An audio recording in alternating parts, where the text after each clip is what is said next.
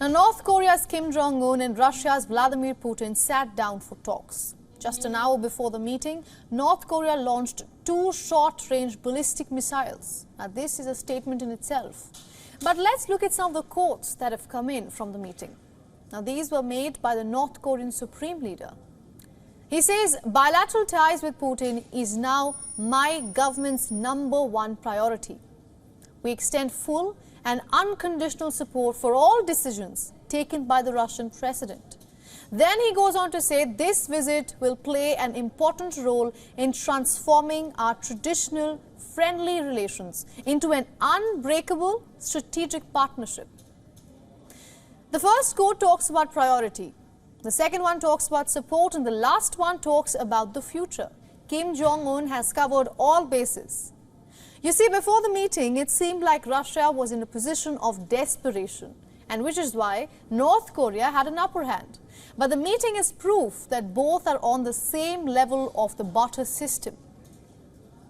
Let's break it down for you. There has been no news of an arms deal so far, but that does not mean a deal has not been discussed yet. Since reports had first surfaced that the 2 leaders will meet, an arms deal was being speculated. But what kind of weapons can North Korea give Russia? Because Moscow itself is one of the biggest manufacturers of weapons in the entire world. But you see, the war in Ukraine has changed the equation. Kim has called this war a quote-unquote sacred fight.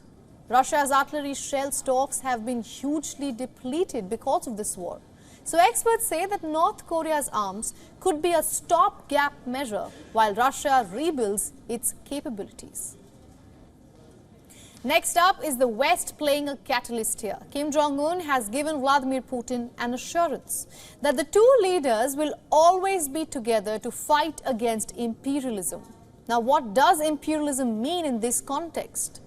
For North Korea, it means one thing: the United States. It views the US as an imperialist bully which tries to invade other countries. And this narrative works very well for Moscow in the current geopolitical scenario. Now, the meeting started at Washington Cosmodrome. This is Russia's most modern space rocket launch facility. The pair exchanged a long handshake and warm greetings. But there is more to this venue than just pleasantries. One of the areas where Kim is struggling to make progress is his space program. He has tried to put a spy satellite into orbit twice in the past 6 months and completely failed.